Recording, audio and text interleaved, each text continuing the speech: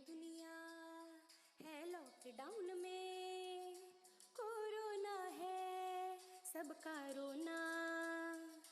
डरने वाली बात नहीं है, सावधानी हमको रखनी है। 1 मीटर की दूरी से ही बात है हम सबको करनी है। बच्चों आओ पढ़ो सभी, कोरोना से डरो नहीं।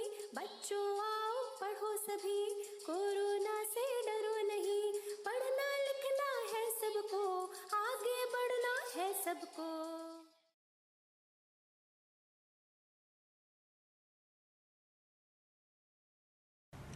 नमस्कार, मैं विनीता सिंह आज आपके समक्ष कक्षा 11 का विषय गृह विज्ञान लेकर उपस्थित हुई हूँ।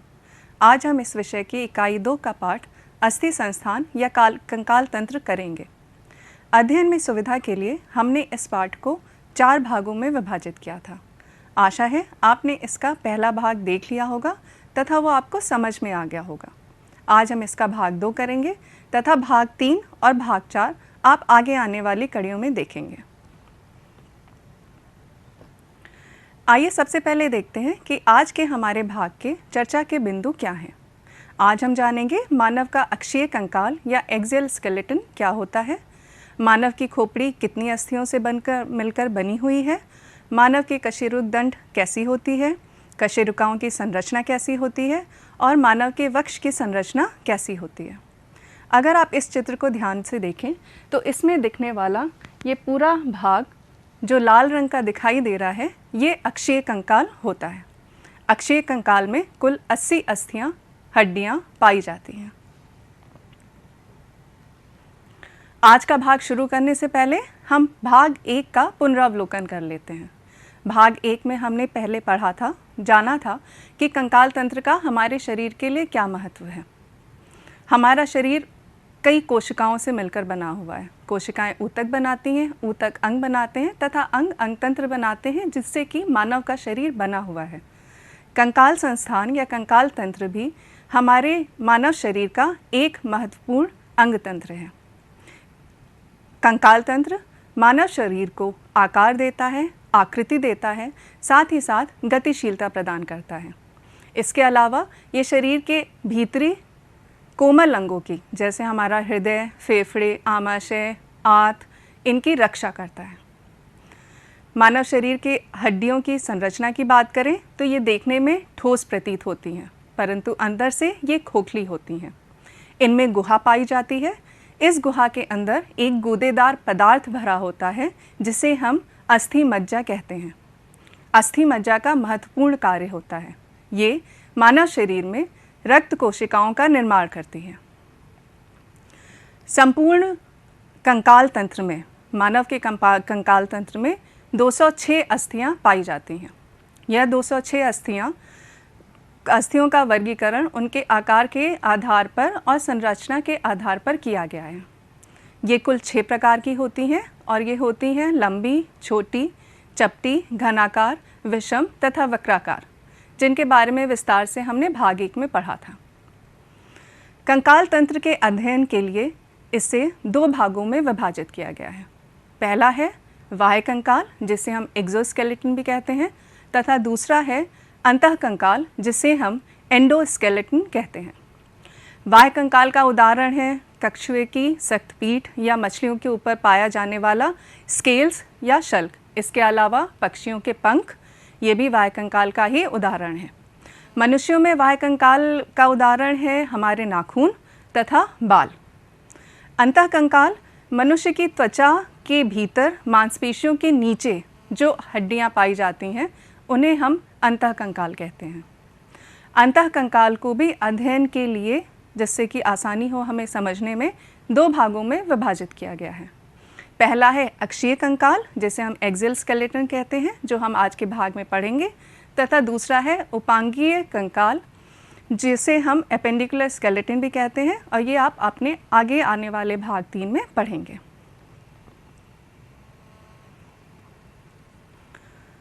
तो शुरू करते हैं हमारा आज का भाग, जिसमें हम पढ़ने वाले हैं अक्षीय कंकाल या एक्सियल स्केलेटन के बारे में। अक्षीय कंकाल जो आपको यहाँ नीले रंग का दिखाई दे रहा है, ये मनुष्य के शरीर की धुरी का निर्माण करता है, यानी एक्सिस बनाता है। इसी एक्सिस के चारों तरफ मनुष्य के शरीर में गतिशीलता होती है। यह पुनः 3 भागों से मिलकर बना हुआ है। सबसे पहला भाग है करोटी या स्कल, दूसरा है कशेरुकदंड जिसे हम वर्टिब्रल कॉलम भी कहते हैं, और तीसरा है वक्षीय कंडिका या थोरैक्सिक केज। करोटी कुल 22 अस्थियों की मिलकर बनी हुई है तथा यह पुनः 2 भागों में विभाजित है, कपाल तथा चेहरा। कपाल को क्रेनियम भी कहते हैं तथा चेहरा यानी फेस या फेशियल बोन्स भी कहलाती हैं।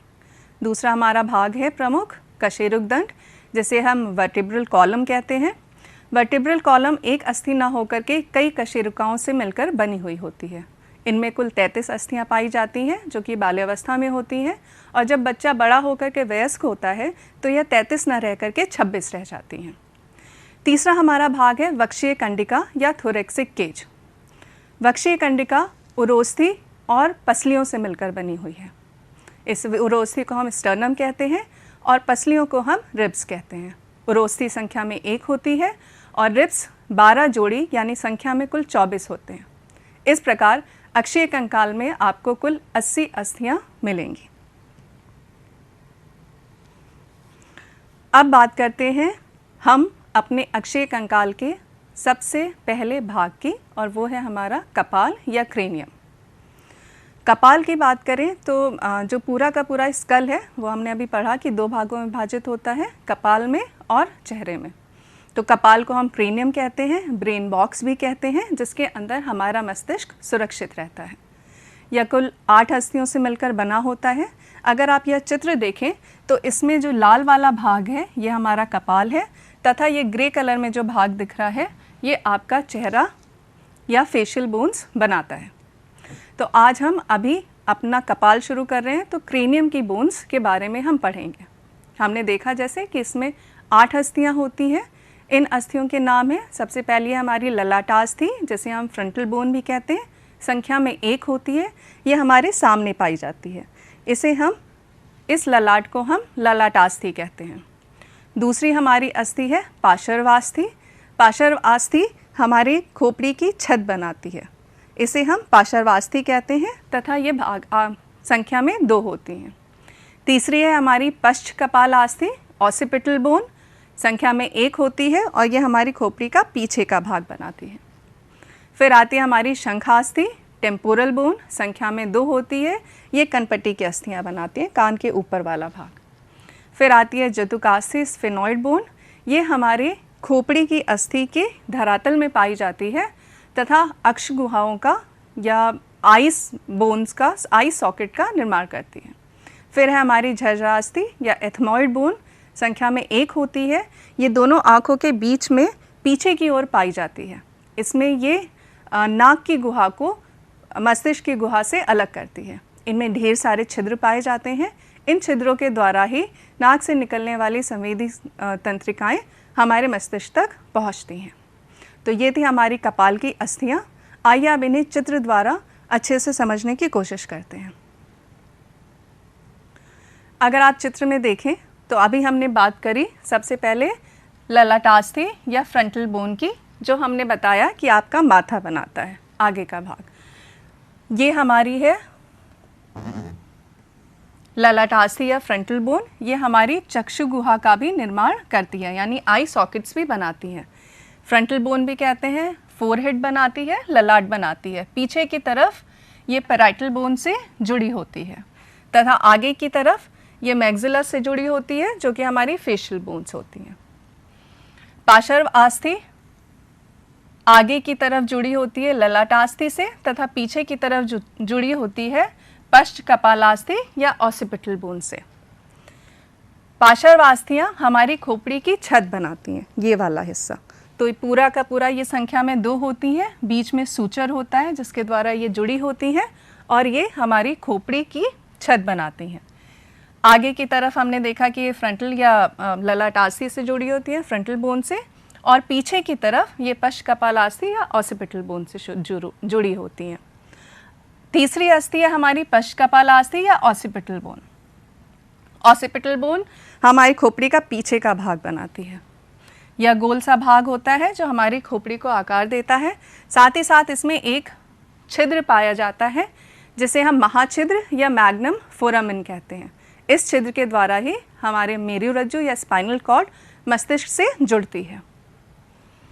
पश्च कपाल अस्थि के बाद हम देखेंगे टेम्पोरल बोन या शंखास्थि। शंखास्थि हमारी कनपट्टी की अस्थि होती है। अगर आप यहाँ पे देखें तो आपको एक छिद्र दिखाई दे रहा है, यहाँ से हमारा वाह्य कर्ण शुरू होता है तथा इस छिद्र के अंदर अंतःकर्ण तथा उसके अवयव बाकी अंग सुरक्षित रहते हैं। इसी कर्ण के आगे एक गड्ढा होता है जिसके अंदर निचले जबड़े की अस्थि आकर फिट होती है, जिसकी वजह से हमारा निचला जबड़ा हिल सकता है। यह संख्या में 2 होती है, दोनों कानों की तरफ, टेम्पोरल बोन्स यानी शंखास्थि। फिर आई हमारी जतुकास्थि या स्फेनॉइड बोन। स्फेनॉइड बोन यहाँ दिख रही है आपको। यह हमारे खोपड़ी के धरातल में पाई जाती है। इधर से लेकर उधर तक तितली के आकार की अस्थि होती है तथा ये अक्षु गुहाओं को अंदर से पूरा करती है। ये हो गई हमारी जतुकास्थि। इसके बाद आती है हमारी झरझरास्थि या एथमोइड बोन। झरझरास्थि की बात करें तो झरझरास्थि जैसा हमने अभी देखा था कि ये हमारी दोनों आई सॉकेट के बीच में पीछे की अस्थि होती है, यानी दोनों आँखों के बीच के नाक के पीछे पाई जाती है और इसमें ढेर सारे छिद्र होते हैं। इन छिद्रों के द्वारा ही तंत्रिकाएं मस्तिष्क तक पहुंचती हैं। तो ये हो गई हमारी अस्थियां। ललाटास्थि संख्या में 1 होती है, पार्श्वास्थि संख्या में 2 होती है, जतुकास्थि संख्या में 1 होती है, शंखास्थि या टेम्पोरल बोन संख्या में 2 होती हैं, पश्च कपालास्थि संख्या में 1 होती है और झरझरास्थि संख्या में 1 होती है। तो इस प्रकार ये 8 अस्थियां मिलकर के कपाल या क्रेनियम का निर्माण करती हैं।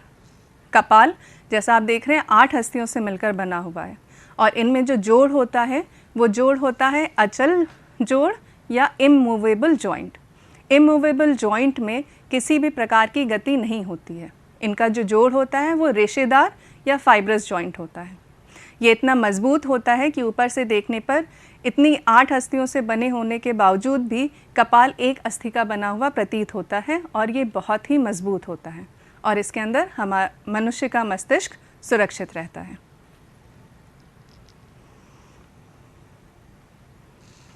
फिर हम बात करते हैं अपने चेहरे की अस्थियों की।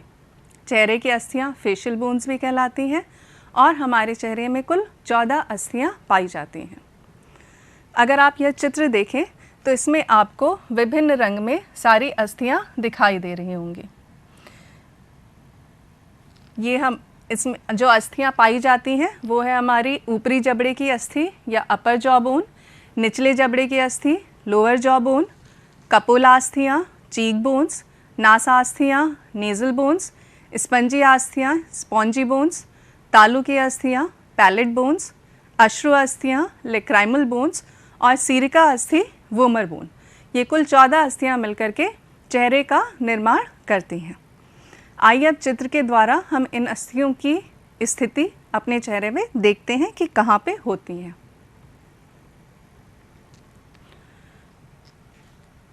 पीछे आपने जो पढ़ा उसमें हमने देखा कि चेहरे में सिर्फ 2 अस्थियां ऐसी हैं जो 1 होती हैं, यानी जिनकी संख्या 1 होती है। बाकी सारी अस्थियां जोड़ों में पाई जाती हैं, यानी पेयर्स में पाई जाती हैं। तो सबसे पहले हम उन अस्थियों को करते हैं जो संख्या में 1 होती हैं। तो संख्या में 1 है हमारा निचला जबड़ा लोअर जॉ बोन जो संख्या में 1 होता है और इसे हम मैंडिबल भी कहते हैं। ये हमारे चेहरे की सबसे मजबूत अस्थि होती है। देखने में यू आकार या घोड़े के नाल के आकार की लगती है, विषम सी होती है, आकृति बहुत निश्चित नहीं होती। ये हमारे चेहरे में ठुड्डी का निर्माण करती है तथा इसमें 16 गड्ढे पाए जाते हैं। ये गड्ढे किस लिए होते हैं? दांतों के लिए। क्योंकि निचले जबड़े में दांत पाए जाते हैं और ऊपरी जबड़े में दांत पाए जाते हैं, तो निचले जबड़े में 16 गड्ढे होते हैं जिसमें हमारे 16 दांत फिट होते हैं। ये अस्थि ऊपर की तरफ बढ़ कर के शंखास्थि जैसा भी हमने पढ़ा टेम्पोरल बोन के पास आकर के जुड़ती है और ये अकेले चेहरे की अस्थि है जिसमें मूवमेंट होता है, यानी जो हिल सकती है। अगर आप अपना जबड़ा हिला के देखें तो आप जानेंगे कि अगर जबड़ा ना हिले तो क्या आप बोल पाएंगे? मुंह बंद करके कोई बोल सकता है? नहीं बोल सकता। ना आप खा पाएंगे और ना आप बोल पाएंगे। इसीलिए निचले जबड़े का चलना और हिलना बहुत ज़रूरी होता है। दूसरी अस्थि जो एक है वो है हमारी वोमर बोन। वोमर बोन हमारी नाक की बीच की अस्थि बनाती है जो हमारी नाक की गुहाओं को 2 भाग में बांटती है। अगर ये अस्थि ना हो तो हमारे नाक में 2 छेद ना हो करके सिर्फ 1 छेद होगा। तो ये वोमर बोन या सिर का अस्थि क्या करती है, हमारी नाक की गुहा को 2 भागों में बांटती है। अब हम बात करते हैं बाकी अस्थियों की जो पेयर्स में पाई जाती हैं, जिनकी संख्या 2 होती है। सबसे पहले हम बात करेंगे जबड़े की अस्थि की। जबड़े की अस्थि संख्या में 2, हर भाग में 8 गड्ढे होते हैं। ये गड्ढे होते हैं दांतों के लिए। विषम आकार की अस्थि है तथा साथ ही साथ ये तालू का भी निर्माण करती है। तो ये हो गई हमारी ऊपरी जबड़े की अस्थि जिसे हम मैग्जिला या मैग्जिलरी बोन भी कहते हैं। इसके बाद आती है हमारी कपोलास्थियाँ। कपोलास्थियाँ चीक बोन्स, गाल की अस्थियाँ। गाल और ये अस्थियाँ हमारे चेहरे का सबसे उभरा हुआ भाग होता है और ये गालों का निर्माण करती हैं। ये भी संख्या में 2 होती हैं, दोनों तरफ पाई जाती हैं। ऊपर की तरफ ये फ्रंटल बोन से जुड़ी होती है और नीचे की तरफ ये मैग्जिला बोन से या ऊपरी जबड़े से जुड़ी होती हैं और ये अक्ष गुहाओं को भी पूरा करती हैं। फिर हम बात करते हैं तालू की अस्थियों की या पैलेट बोन्स की। पैलेट बोन्स संख्या में 2 होते हैं। यहाँ में आपको छोटे छोटे आकार के दिख रहे हैं परंतु वास्तव में ये एल आकार की अस्थियाँ होती हैं जो तालू के ऊपर वाले भाग, ऊपर का और जो तालू होता है उसका निर्माण करती हैं। यानी एक तालू तो ये आपकी मैग्जिला बनाती है, इसके ऊपर का तालू की अस्थियाँ बनाती हैं। पैलेट बोन्स संख्या में 2 होती हैं। इसके बाद आएगा हमारा नासास्थियाँ जिसे हम नेज़ल बोन्स कहते हैं। नेज़ल बोन्स हमारे नाक के नथनों का निर्माण करती हैं। ये शेप जो हमें मिलता है ये हमें इन नेज़ल बोन्स की वजह से मिलता है। ये भी संख्या में 2 होती हैं। इसके बाद आती है हमारी अश्रु अस्थियाँ या लेक्राइमल बोन्स। लेक्राइमल बोन्स आँखों की चक्षु गुहा के पीछे की तरफ पाई जाती हैं। इनका आप जैसा कि अश्रु अस्थियाँ नाम से पता चल रहा है, आंसुओं से इनका जोड़ा जाता है। आप जब भी रोते होंगे तो आपने देखा होगा कि सिर्फ आपके आँख से आंसू नहीं निकलते, आपके नाक से भी निकलते हैं। तो आँख से निकलने वाले आंसुओं को नाक तक पहुँचाने का काम यही अश्रु अस्थियाँ करती हैं। ये भी संख्या में 2 होती हैं। फिर अंत में आती है हमारी स्पॉन्जी अस्थियाँ। स्पंजी अस्थियाँ, स्पंजी अस्थियाँ हमारे नाक का ब्रिज बनाती हैं। ये वाला भाग मुलायम होती हैं और नोज़ ब्रिज इसलिए भी कहते हैं क्योंकि इसके ऊपर हम चश्मा पहनते हैं। तो जब हम चश्मा पहनते हैं तो वो इसी पे आके टिकता है। तो स्पंजी अस्थियाँ हमारा नोज़ ब्रिज बनाती है। ये भी संख्या में 2 होती है। ऊपर की तरफ फ्रंटल बोन से जुड़ी होती है तथा नीचे की तरफ मैग्जिला से जुड़ी होती हैं। तो इस प्रकार ये सारी 14 अस्थियाँ मिलकर के चेहरे का निर्माण करती हैं। तो इस प्रकार हमारे स्कल यानी खोपड़ी में कुल 22 अस्थियाँ होती हैं। कहीं कहीं पर आपको खोपड़ी में 29 अस्थियाँ भी दिखाई देंगी। उसका कारण है 22 अस्थियाँ जिसमें आपकी 14 + 8 हैं चेहरे की और कपाल की। इसके अलावा भी अंतःकरण की अस्थियाँ और गर्दन में पाए जाने वाली हायोइड अस्थियाँ भी कभी कभी कपाल के साथ जोड़ी जाती हैं। तो 2 कान की अस्थियाँ हो गई, एक कान में 3, दूसरे कान में 3 प्लस एक आपकी हायोइड अस्थि गर्दन वाली, तो ये हो गई 7 और तो ये कुल कितनी हो जाएंगी 29 अस्थियाँ। तो कई जगह पे आपको स्कल में 29 अस्थियाँ भी बताई जाती हैं कि 29 हैं। तो अगर वो 29 बताई जा रही हैं तो उसमें आपकी कान की दोनों कानों की अस्थियाँ और आपके गर्दन में पाई जाने वाली हायोइड अस्थि भी जुड़ी होगी। अब आ रहा है हमारा कशेरुक दंड। कशेरुक दंड 4 भागों से मिलकर बना हुआ है। कशेरुक दंड में कशेरुकाएँ होती हैं। एक अस्थि का नाम मिलकर के कई अस्थियों से मिलकर के बना हुआ है, उसे हम वर्टिब्रा या कशेरुका कहते हैं। कशेरुकाएँ अगर आप इसकी संरचना देखें तो ये एस के आकार का होता है, यानी इसमें 4 जगह झुकाव होते हैं, 1, 2, 3 और 4। तो इन झुकावों के आधार पर इनको बांटा गया है 5 प्रकार की कशेरुकाओं में। पहली है हमारी सर्वाइकल वर्टिब्रा जिसे हम ग्रीवा प्रदेश की कशेरुका कहते हैं, दूसरी वक्षीय कशेरुकाएं जिसे हम थोरेक्सिक वर्टिब्रा कहते हैं, तीसरी कट्टी प्रदेश की कशेरुकाएं जिसे हम लुम्बर वर्टिब्रा कहते हैं, फिर त्रिक कशेरुकाएं सैक्रम वर्टिब्रा कहलाती हैं और अनुत्रिक कशेरुकाएं जिन्हें हम कॉसिक्स वर्टिब्रा कहते हैं। संख्या देखें तो सर्वाइकल वर्टिब्रा संख्या में 7 हैं, थोरेक्सिक वर्टिब्रा संख्या में 12 हैं, लुम्बर वर्टिब्रा संख्या में 5 हैं, सैक्रम संख्या में 5 हैं और कॉसिक्स या अनुत्रिक कशेरुकाएं संख्या में 5 होती हैं। तो इस प्रकार ये कुल 33 होती हैं बाल्यावस्था में, और जब बच्चा वयस्क हो जाता है तो ये घट करके 26 रह जाती हैं। अब प्रत्येक कशेरुका की संरचना अलग होती है, लेकिन अगर हम एक सामान्य कशेरुका की संरचना देखें तो एक सामान्य कशेरुका की संरचना में आपको मुख्य रूप से 3 भाग दिखाई देंगे। ये भाग होते हैं सेंट्रम कशेरुकाएं, तंत्रिका चाप न्यूरल आर्च और प्रवर्ध या प्रोजेक्शंस। कशेरुकाएं या सेंट्रम कशेरुका का अग्रभाग होता है, गोल और ठोस भाग होता है। यही कशेरुकाएं पीछे की तरफ बढ़ करके जब गोल घेरा बनाता है तो इसे हम न्यूरल आर्च कहते हैं। इस न्यूरल आर्च से प्रवर्ध निकले होते हैं, तो जो दाएं और बाएं प्रवर्ध निकले होते हैं इन्हें हम राइट एंड लेफ्ट प्रोजेक्शंस कहते हैं, और जो बीच में निकला होता है इसे हम न्यूरल स्पाइन या कंटक कहते हैं। ये कशेरुकाएं जब घेरा बनाती हैं तो एक गोल गड्ढा सा बनाती हैं। जब कई कशेरुकाएं एक के ऊपर एक इस प्रकार व्यवस्थित होकर के कशेरुक दंड का या वर्टिब्रल कॉलम का निर्माण करती हैं, तो ये एक सारे गड्ढे मिलकर के एक ट्यूब जैसी संरचना का निर्माण करते हैं। इसे हम न्यूरल कैनाल कहते हैं। इस न्यूरल कैनाल में मनुष्य का स्पाइनल कॉर्ड सुषुम्ना सुरक्षित रहता है। अभी हमने देखा था पीछे एक सामान्य कशेरुका की संरचना, लेकिन मनुष्य की वर्टिब्रल कॉलम में सिर्फ एक कशेरुका न होकर के 33 कशेरुकाएं होती हैं और हर कशेरुका अपने क्षेत्र की वजह से भिन्न कार्य करती है। तो उनकी संरचना में मूलभूत रूप से कुछ अंतर होते हैं। इन अंतर को हम अब देख लेते हैं। जो हमने अभी कशेरुका पढ़ी थी वो हमारी थी वक्षीय प्रदेश की कशेरुका यानी थोरेक्सिक वर्टिब्रा, जिसमें हमने सेंट्रम देखा था, लेफ्ट एंड राइट प्रोजेक्शंस देखे थे एंड न्यूरल स्पाइन देखा था।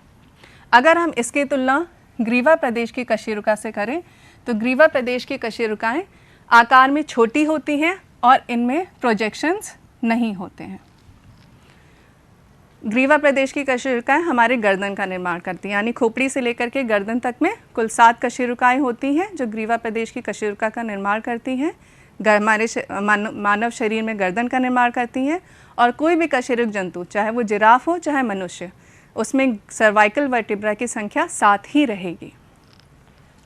ग्रीवा प्रदेश की कशेरुकाओं में 2 मुख्य कशेरुकाएं आती हैं, पहली तथा दूसरी, जिसे हम शिरोधार और अक्षक कहते हैं। शिरोधार और अक्षक, शिरोधार में 2 गड्ढे होते हैं जो दिख रहे हैं, इसके ऊपर स्कल के कॉन्डाइल्स या उभार आकर के फिट होते हैं।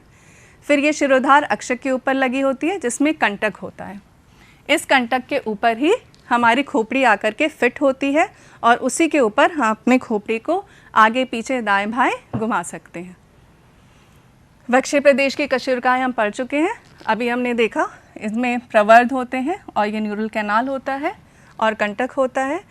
कंटक कटी प्रदेश की कशेरुकाओं की बात करें, लुम्बर वर्टिब्रा जो संख्या में 5 होती हैं, ये हमारे कमर यानी कटी का भाग बनाती हैं। कमर का भाग हमारे शरीर के पूरे भार को वहन करता है। तो अगर आप इनकी संरचना देखें तो ये ज़्यादा चौड़ी होती हैं, मजबूत होती हैं, सबसे बड़ी होती हैं और इनमें प्रवर्ध भी ज़्यादा होते हैं। वहीं अगर हम त्रिक और अनुत्रिक कशेरुकाओं की बात करें तो त्रिक कशेरुकाएं और अनुत्रिक कशेरुकाएं आखिरी की होती हैं, 5 और 4, जो समेकित होकर के अंत में 1 हो जाती हैं। तो इस प्रकार ये हो गई हमारी संपूर्ण कशेरुकाएं जो मिलकर के कशेरुक दंड का निर्माण करती हैं। अब कशेरुक दंड का अगर हम कार्य देखें तो ये कशेरुक दंड हमारे शरीर के धड़ का निर्माण कर रहा है, यानी गर्दन से लेकर के कमर से नीचे तक का भाग कशेरुक दंड होता है। यह हमारे शरीर सिर को साधता है, हमारे शरीर को साधता है, हमें घूमना है, मुड़ना है, झुकना है, तो ये सारे काम कशेरुक दंड की सहायता से ही होते हैं। कशेरुक दंड के अंदर ही सुषुम्ना या स्पाइनल कॉर्ड सुरक्षित रहती है। हमारे शरीर को झुकने, बैठने, मुड़ने और घूमने में सहायता देती है। साथ ही कशेरुकदंड पसलियों को जोड़ करके स्थान देती है पसलियों को जुड़ने का, जिससे पिंजर का निर्माण होता है और हम उसमें हमारे मनुष्य के फेफड़े और हृदय सुरक्षित रहते हैं। तो ये था कशेरुकदंड का कार्य। अब बात करते हैं हमारे अक्षीय कंकाल के तीसरे और आखिरी भाग की, जो है वक्ष की संरचना। वक्ष की संरचना दो भागों से मिलकर बना हुआ है, उरोस्थि और पसलियाँ। उरोस्थि को हम स्टर्नम कहते हैं, पसलियाँ रिब्स कहलाती हैं। उरोस्थि 3 भागों से मिलकर बना हुआ है, मैन्यूब्रियम, ग्लैडियोलस और जाइफॉइड। अगर आप चित्र में देखें तो मैन्यूब्रियम ऊपर का भाग है, फिर है ग्लैडियोलस और फिर है जाइफॉइड। मैन्यूब्रियम ऊपर का छोटा सा चौड़ा भाग होता है। यहाँ पे हंसली की अस्थि, जिसे हम कॉलर बोन या क्लैविकल भी कहते हैं, आकर के जुड़ती है। ये वाली अस्थि जो मनुष्य में कंधों का निर्माण करती है और कंधों को ताने रखती है। दूसरा भाग होता है ग्लैडियोलस, जो मैन्यूब्रियम के नीचे का भाग है। यहाँ पे कशेरुकदंड से निकल करके आने वाली सारी की सारी पसलियाँ, उनको जुड़ने का स्थान ग्लैडियोलस देता है। फिर तीसरा है जाइफॉइड, ये सबसे तीसरा छोटा और कार्टिलेज का बना होता है और ये तीनों भाग मिलकर के उरोस्थि या स्टर्नम की रचना करते हैं, जिससे कि पसलियाँ जुड़ करके पिंजर का, अस्थि पिंजर का निर्माण करती हैं। अब बात करें पसलियों की। पसलियाँ जैसा हमने देखा कि संख्या में कितनी होती है, 12 जोड़ी। तो 1 2 3 4 5 6 7 8 9 10 11 और 12। शुरू की जो हमारी 7 जोड़ी पसलियाँ हैं, ये सीधे आकर के उरोस्थि या स्टर्नम से जुड़ती हैं। इसलिए हम इन पसलियों को सच्ची पसलियाँ या सत्य पसलियाँ व वास्तविक पसलियाँ बोलते हैं। इसके बाद की 3 जोड़ी पसलियाँ 8 9 और 10 सीधे उरोस्थि से ना जुड़ करके पहले आपस में जुड़ती हैं और इसके बाद उरोस्थि से जुड़ती हैं। इसलिए इन पसलियों को हम असत्य पसलियाँ बोलते हैं। आखिरी 2 पसलियाँ, जोड़ी पसलियाँ 11वीं और 12वीं, आप देख रहे हैं कि कशेरुकदंड से निकलती तो हैं, परंतु ये स्टर्नम या उरोस्थि से आकर के नहीं जुड़ती हैं। तो ना जुड़ने की वजह से हम इन्हें प्लावी पसलियाँ या तैरने वाली पसलियाँ कहते हैं। तो इस प्रकार ये पूरी 12 जोड़ी पसलियाँ मिल करके एक अस्थि पिंजर का, देख रही हैं, एक पिंजरे का निर्माण करते हैं, जिसके अंदर हमारे फेफड़े और हमारे मनुष्य का हृदय सुरक्षित रहता है। आज के भाग में हमने अक्षीय कंकाल के बारे में विस्तार से पढ़ा। आज हमने जाना कि अक्षीय कंकाल या एक्सियल स्केलेटन में करोटी, कशेरुकदंड और वक्षीय कंडिका यानी कि स्कल, वर्टिब्रल कॉलम और थोरैक्सिक केज होता है। मानव खोपड़ी या स्कल की बात करें तो क्रेनियम एंड फेशियल बोन से मिलकर के बनी हुई है। कपाल व चेहरे में बटी होती है। कपाल में कुल 8 अस्थियाँ पाई जाती हैं और चेहरे में 14 अस्थियाँ पाई जाती हैं। मेरुदंड जो 33 वर्टिब्रा कशेरुकाओं से मिलकर के बना हुआ है, यह सुषुम्ना या स्पाइनल कॉर्ड को जोड़ने का को सुरक्षित रखने का कार्य करता है। वक्ष व उरोस्थि पसलियों से मिलकर बनी है। वक्षीय कंडिका फेफड़े व हृदय की रक्षा करते हैं। तो इस प्रकार अक्षीय कंकाल मनुष्य में धुरी बनाता है, एक्सिस बनाता है और कुल 80 अस्थियों से मिलकर बना हुआ है। अपने अगले भाग में, इस भाग में हमने अक्षीय कंकाल किया, अगले भाग में भाग 3 में आप उपांगीय कंकाल या पेंडिकुलर स्केलेटन के बारे में पूर्ण रूप से पढ़ेंगे। अगर आपको ये भाग अच्छे से समझ में आ गया हो तो आप इन प्रश्नों को अपनी उत्तर पुस्तिका में ज़रूर लिखिए। ये प्रश्न हैं: मानव कंकाल या खोपड़ी का संक्षिप्त परिचय दीजिए। मनुष्य के चेहरे में कुल कितनी अस्थियां पाई जाती हैं? मेरुदंड में कितनी कशेरुकाएँ पाई जाती हैं? सामान्य कशेरुका का चित्र सहित वर्णन कीजिए। मनुष्य की वक्ष की रचना का नामांकित चित्र बनाइए। अभ्यास के लिए आप ऑनलाइन अभ्यास के लिए Diksha digital infrastructure for knowledge application को ऐप पर अपने मोबाइल पर डाउनलोड कर सकते हैं और व्हाट्सएप और वर्चुअल क्लास के द्वारा अपने टीचर से संपर्क कर सकते हैं। इसी के साथ मैं विनीता सिंह आपसे विदा लेती हूँ। अगले भाग में आपसे फिर मुलाकात होगी। तब तक पढ़ते रहिए, खुश रहिए। नमस्कार।